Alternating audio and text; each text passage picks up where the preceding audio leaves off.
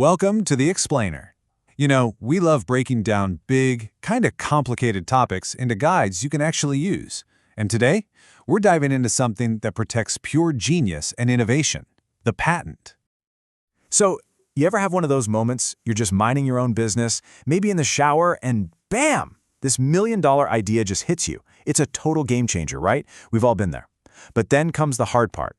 What's the next step? How do you actually protect that amazing idea? Well, the answer is inside this thing. A document that, let's be honest, can look super intimidating. It's full of legal jargon and weird codes.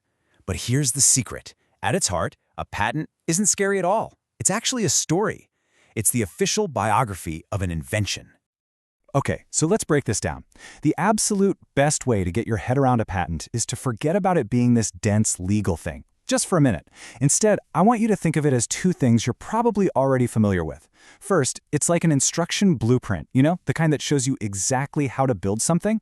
And second, it's like a property deed, the paper that legally says, hey, this is mine.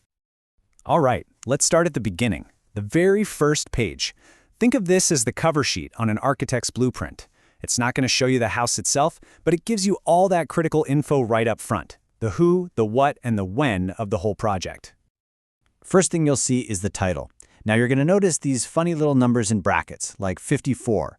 Don't let those throw you off. Seriously, they're just the Patent Office's filing codes, their way of keeping everything organized. So 54, that's just their code for the invention's official name. Right, moving on. Look for code 75. This is where you find the inventors. These are the actual people who came up with the idea, the brains behind the whole operation, the creative geniuses. But wait, here's a really important distinction. Under code 73, you'll see something called the assignee. Now, while the inventors are the ones who created it, the assignee is the one who legally owns it. A lot of the time, especially if you work for a big company, the assignee is your employer. Okay, this next one, the filing date at 22 is so important. This date is the official starting pistol. It's the moment that draws a line in the sand. Everything that came before it is considered prior art. Basically, it's the record of what already existed in the world before this idea was officially put on the map. And finally, on the front page, you've got the abstract at 57. It's just a quick little summary, usually under 150 words. It's super helpful for getting a quick idea of what's going on. But, and this is a big but, it has zero legal weight. It's just a summary. To find out what's actually being protected, you got to keep reading. Okay, so we've looked at the cover sheet. Now let's flip the page and get into the real meat of the document. This next section is called the specification, and this is our detailed instruction manual. This is where we get into the real nuts and bolts. So the specification itself has a few parts. You'll see a background section, a little summary, but the part you really want to pay attention to, the absolute heart of this whole blueprint, is the detailed description. I mean, this section is where the inventors have to spill all the beans.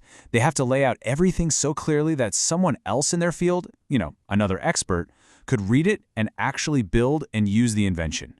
It is the ultimate how-to guide, no secrets held back.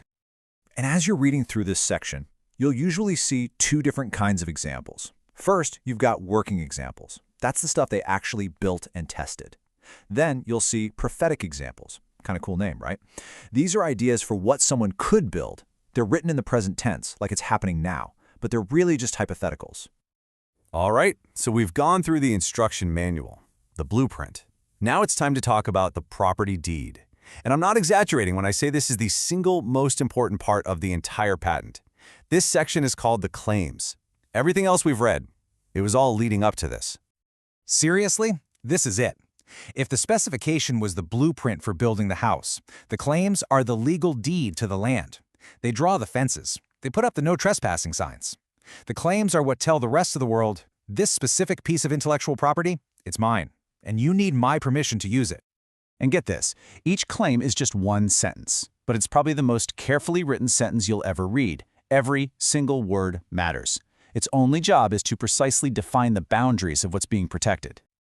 The language they use here is, well, it's a little tricky, but it's super important. Little words make a huge difference. Take comprising. That's an open-ended word. So if I have a patent for a pizza comprising pepperoni, and you make a pizza with pepperoni and mushrooms, well, you're still covered by my claim. But if my patent says a pizza consisting of pepperoni, that's a closed door. It means pepperoni and only pepperoni. No mushrooms allowed. Now, claims also come in two basic flavors. You've got your independent claims. These are the big, broad ones. They stand on their own and define the main territory. Then you have dependent claims.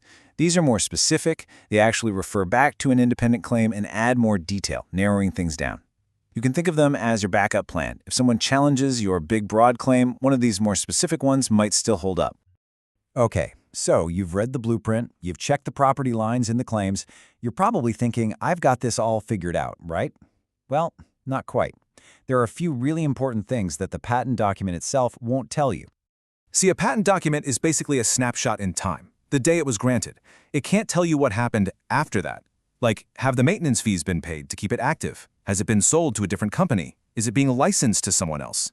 For all that current day info, you have to do a little more digging in other databases. So there you have it. Once you break it down, the cover page, the instruction blueprint, and the property deed, this big, scary document suddenly isn't so scary anymore. It becomes what it's meant to be, a powerful tool. It's the official story of a great idea. And now that you know how to read that story, what great idea are you going to go out and protect?